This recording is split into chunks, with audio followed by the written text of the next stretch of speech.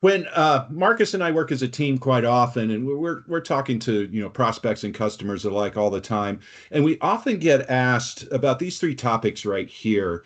How to capture product development and set up cost. You may have scientists or people in the lab, concocting new concoctions. You may have tooling or new equipment costs. It can be pretty expensive, to roll out a new product, and it's important that you can capture those costs. Some of our clients like to bill those costs back to the customer.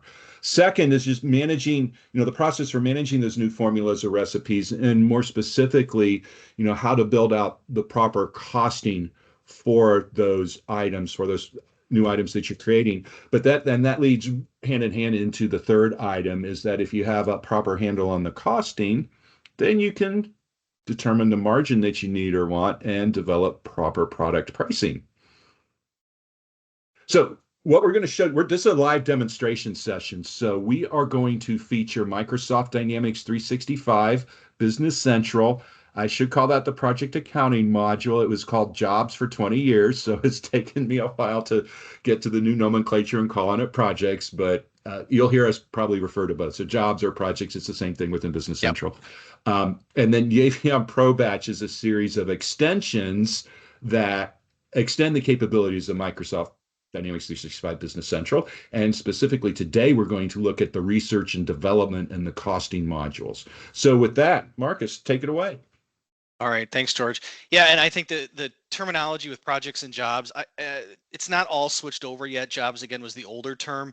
Projects is the new term. So if you're familiar with Business Central or even NAV and think jobs, project, again, is that new term. So just want to point out that I do have extensions installed inside of Business Central. So it's the Advanced Business Central, the Premium Edition. So we've got manufacturing installed, that sort of thing. But I do have extensions from YAVEON installed. So if you're familiar with Business Central and now seeing some additional functionality, what we're talking about today really is not all of it is base functionality. So not going to probably distinguish those components. We'll just talk through the pieces that are available.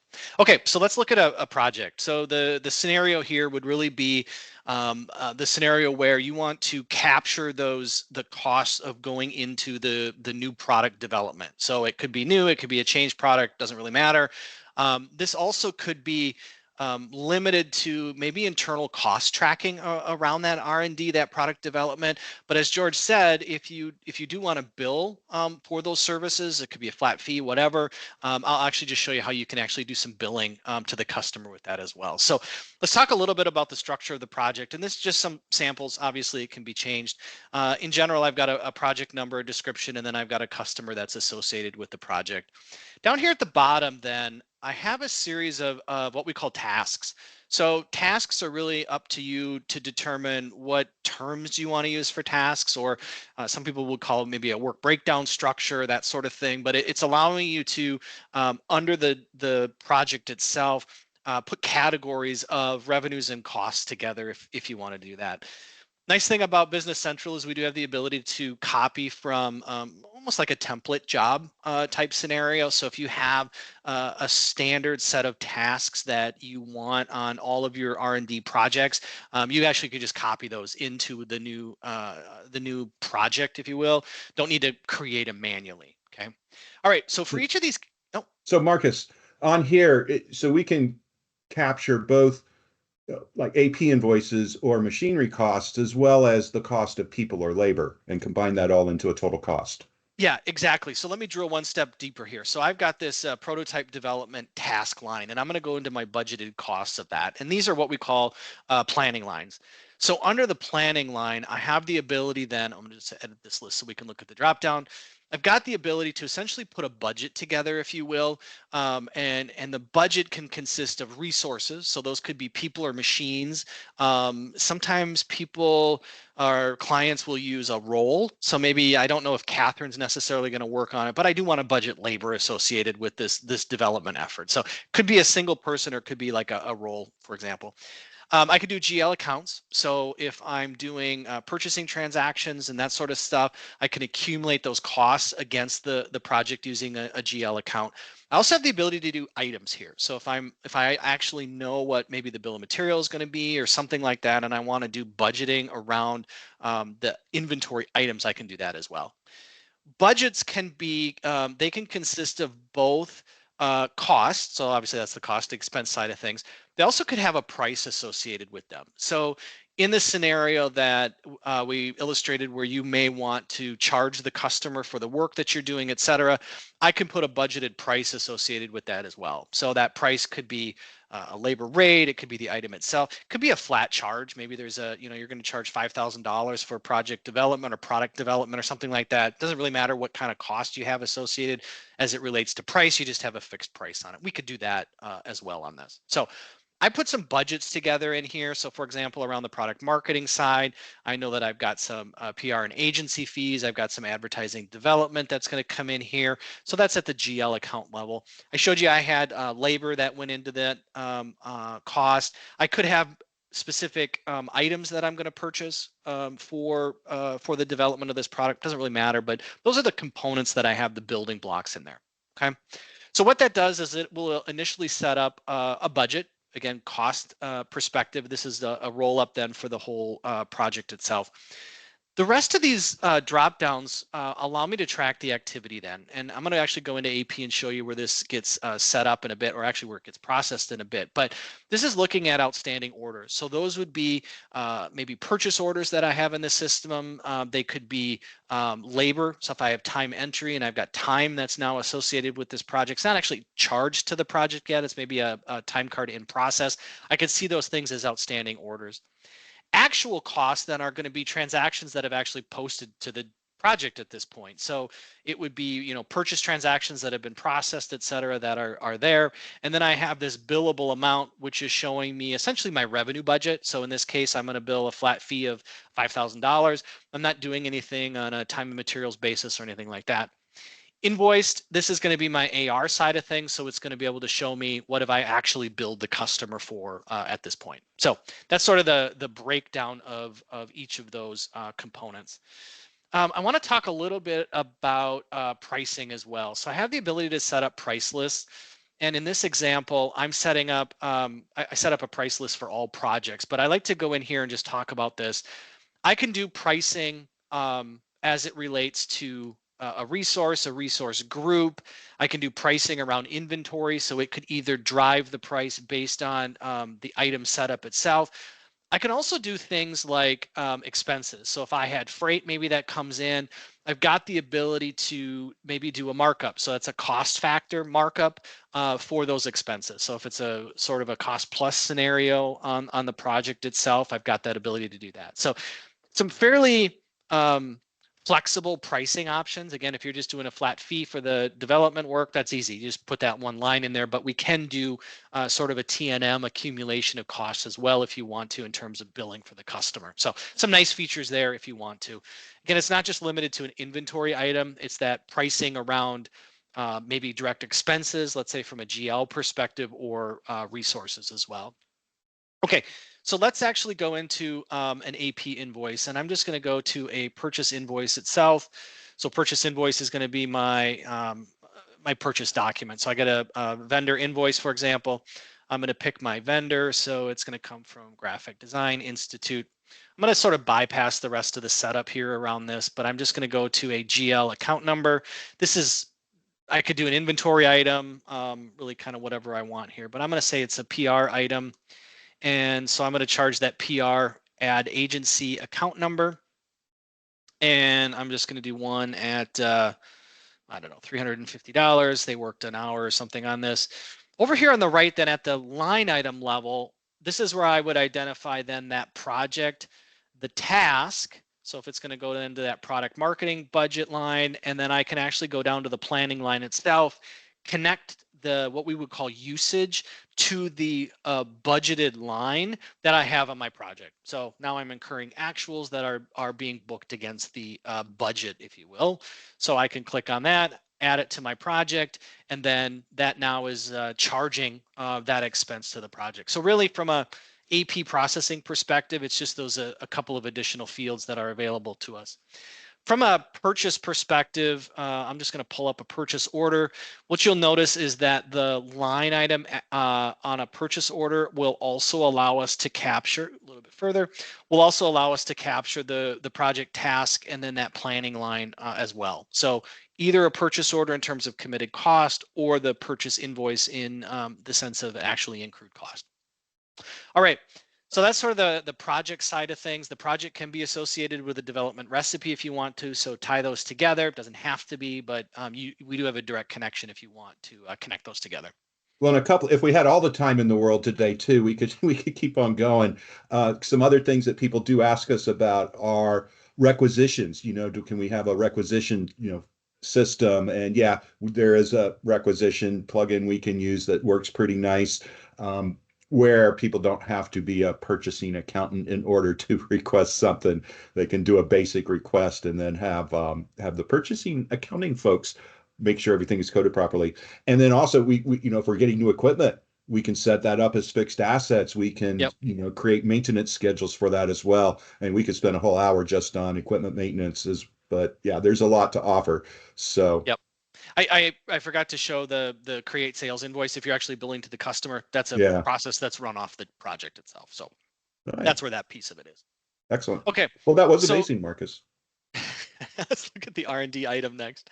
So in essence, an R&D item, if you're familiar with Business Central, is from a setup perspective the same as an item.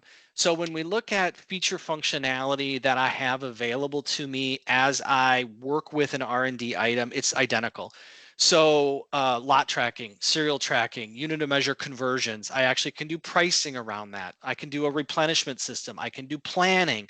I've got the same base capabilities as Business Central that still apply to an R&D item. So an R&D item just allows me to segregate that item from the rest of the items if I wanted to. Okay, but from a, again, feature functionality perspective, I've got the ability to do the same things to it. If I'm ready to then take this item that's under development, actually turn it into an item, there's just a button there that says convert to an item. It just moves it from an R&D item to a regular item.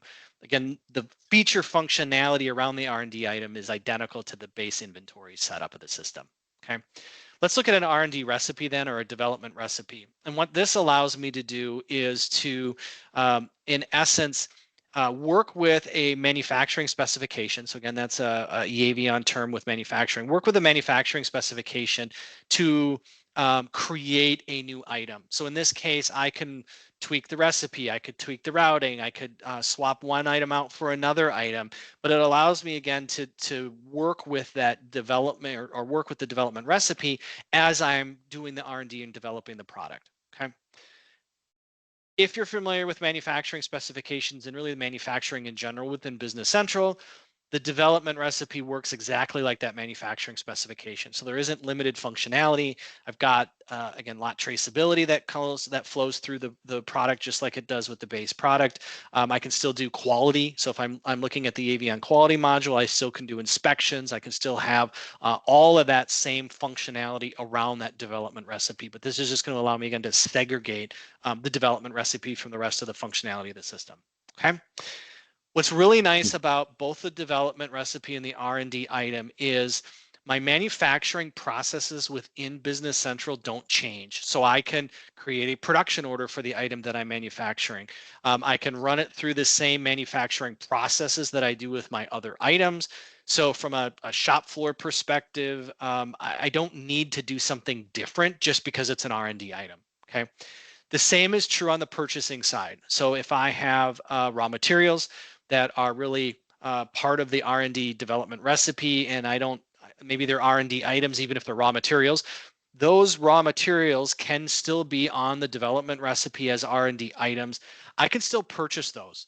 So I don't have any limited functionality from a purchasing perspective either, in terms of buying those items, getting them into stock, running them through my process, having them available on hand, et cetera.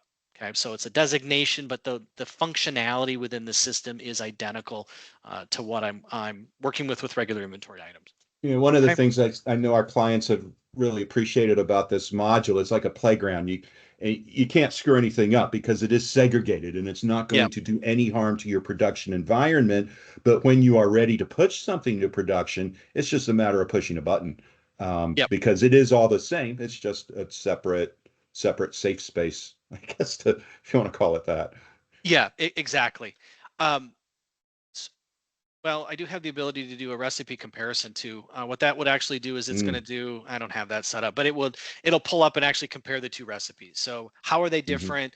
Are their units different if there's more or less of a particular product? If this product didn't exist in one and it now exists in the new, that sort of thing. So just a visual sense of what those comparisons look like.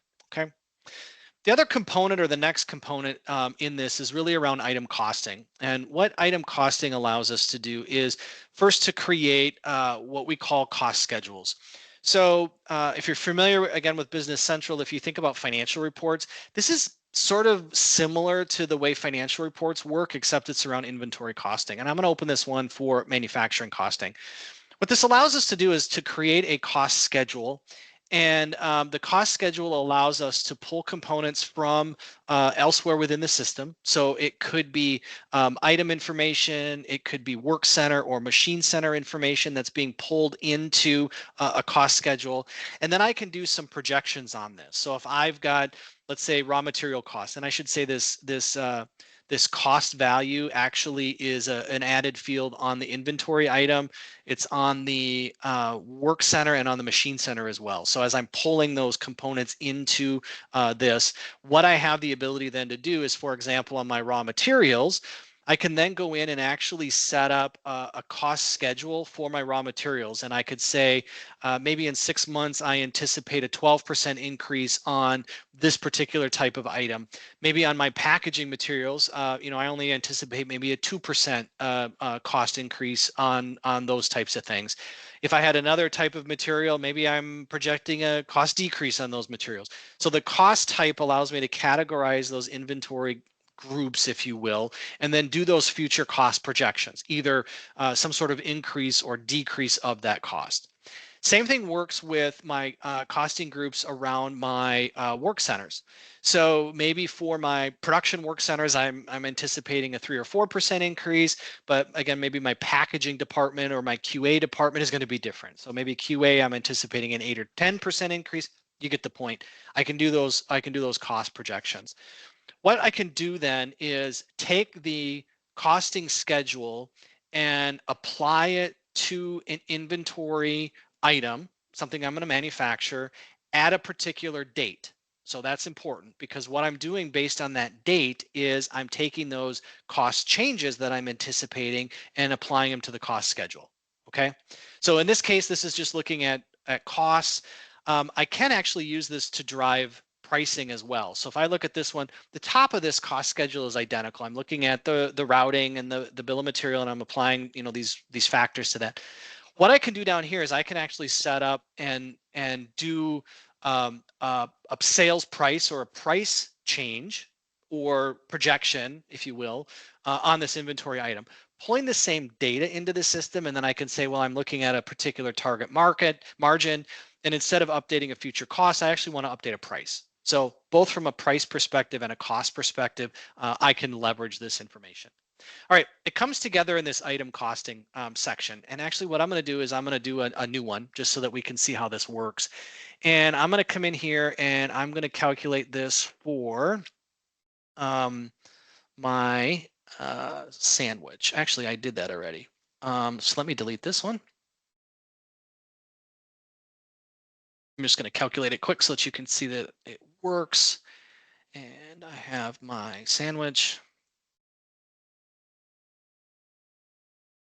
All right, so what this allows me to do is to look at it for a specific location or a specific manufacturing specification. So if you had some cost variation based on that information, you can set that up.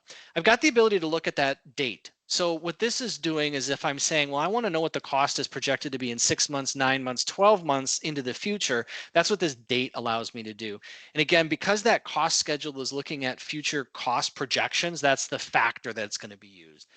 I could say, what's my quantity break? If you're familiar with YAVEON, the manufacturing specification can be driven off of a manufacturing size, a lot.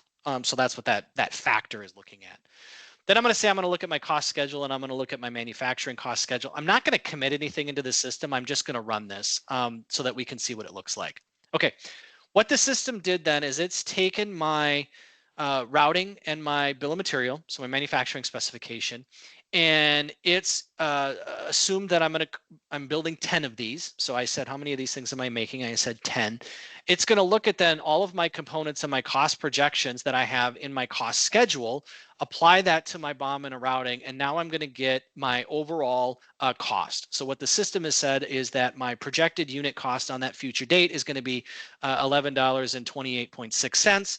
And then I can see, the batch size, and then I can actually go through here and look at all of the costs on that raw material factors, the routings, et cetera.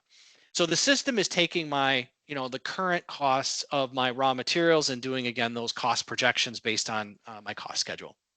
Okay, so that's sort of a quick look at the way this works. I can print this if I want to, and it'll allow me then to, save the report or look at it if I want to. So the R&D or the development recipe connected to the costing module then allow me to tweak that development recipe as I'm working on it. I can manufacture it under the normal process, but then using the costing module, I can look at what are my projected costs of this inventory item, not only today, but 6 months, 9 months, again, based on whatever I'm anticipating in terms of cost changes as we go. Okay, so hopefully that sort of brings those pieces together. One other place, so not just from a reporting perspective, but one other place that we can actually see these cost schedules is under sales order. So I'm going to show you a sales order. The sales quote actually allows you to do the same thing. So if I come in here and actually look at my sandwich, under the line related information, I've got the ability to look at my item costing information as well.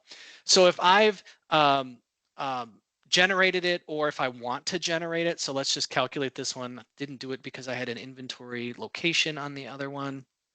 But what I can do is actually calculate then based on this order, a quantity, for example, that I would want to calculate.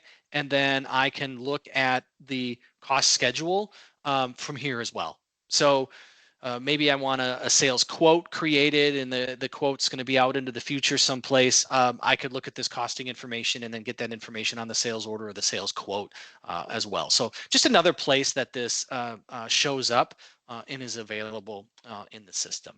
So quick look at the overview. Again, we looked at the project, be able to put AP transactions, time. We can budget GL amounts.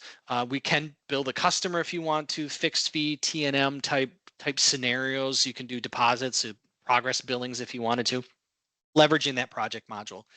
R&D item and the development recipe allowing me to do a playground. I like that term, George. Playground for changing the manufacturing specification. I could produce it, I could change it, I could produce another one, allowing me to do some iterative work around that recipe as I'm developing that product. Cost schedules then allow me to do projections from a cost perspective or even from a pricing perspective in the system.